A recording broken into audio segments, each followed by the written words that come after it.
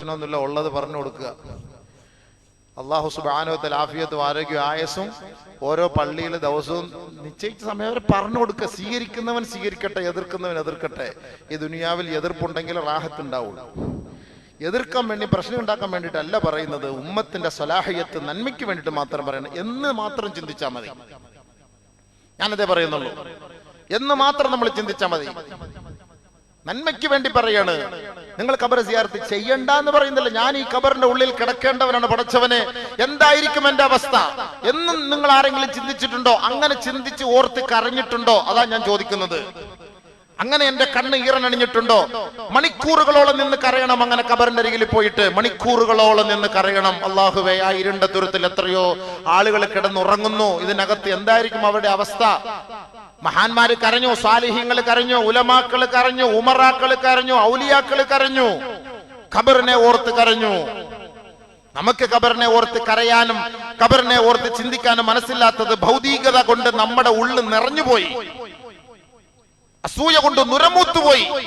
ആഡംബരങ്ങൾ കൊണ്ട് നമ്മൾ ആമഗ്നരായി പോയി. അതുകൊണ്ട് നമുക്ക് ഖബറോ മരണമോ നമ്മുടെ വിഷയമേ അല്ല. ഇല്ല. അതാണ് അല്ലാഹു പറഞ്ഞത്, തബാറകല്ലദീ ബിയദിഹിൽ മുൽക് വഹുവ അലാ കുല്ലി ഷൈഇൻ ഖദീർ അല്ലദീ ഖലഖൽ മൗത വൽ ഹയാത ലിയബ്ലുവകും അല്ലദീ ഖലഖൽ മൗത വൽ ഹയാത ലിയബ്ലുവകും.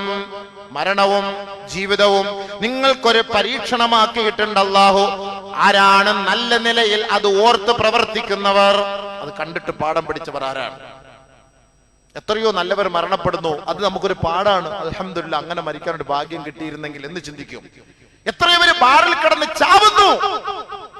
നമ്മൾ അല്ലാഹുവോട് ചോദിക്കാം, പടച്ചവനെ ആ ഒരു ദുർമരണത്തിൽ നിന്ന് എന്നെ കാത്തുരക്ഷിക്കണേ അല്ലാഹ് ചോദിക്കാം. ദുർമരണം എന്ന് പറയുന്നത് അതാണ്. വണ്ടി ഇടിച്ച് മരിക്കലൊന്നും ദുർമരണമല്ല. ക്യാൻസർ വന്ന് മരിക്കൽ ദുർമരണമല്ല. പ്ലേഗ് വന്ന് കൊറോണ പിടിച്ച് മരിക്കൽ ദുർമരണമല്ല. നിസ്കാരമില്ലാത്ത അവസ്ഥയിൽ ഒരുത്തം മരിച്ചാൽ അത് ദുർമരണമാണ്. നിസ്കാരമില്ലാത്ത അവസ്ഥയിൽ മരിക്കൽ. കാരണം ഈമാൻ കുഫറും തമ്മിലുള്ള വ്യത്യാസമാണ്. ഈമാൻ ഒരു മുസൽമാനും അമുസൽമാനും തമ്മിലുള്ള വ്യത്യാസമാണ്. നമസ്കാരം ഇല്ലാതെ ഒരാൾ മരിച്ചാൽ വേണമെങ്കിൽ പറയാം അത് ദുർമരണമാണ്. നമസ്കാരമില്ലാത്ത ഒരു വലിയനെ നമ്മൾ അംഗീകരിക്കാൻ പാടില്ലല്ലോ. ഔലിയാക്കളാണെങ്കിൽ നമസ്കാരമുള്ളവരായിരിക്കും. അത് നമ്മൾ മനസ്സിലാക്കേണ്ടത്. ഔലിയാക്കളാണെങ്കിൽ നമസ്കാരമുള്ളവരായിരിക്കും, മരണം വരെ നമസ്കാരമുള്ളവരായിരിക്കും. നമസ്കാരമില്ലാത്ത ചില ആളുകളുണ്ട്. അവർ മജ്ദൂബികളാണ്. അവർ അള്ളാഹുവിന്റെ അസ്തിത്വത്തെ കുറിച്ച് മനസ്സിലാക്കി അവരുടെ അഖ്ല്, അവരുടെ ബുദ്ധി അത് മാറിപ്പോയതാണ്. അവരെ നമ്മൾ അംഗീകരിക്കേണ്ട കാര്യമില്ല. അവരെ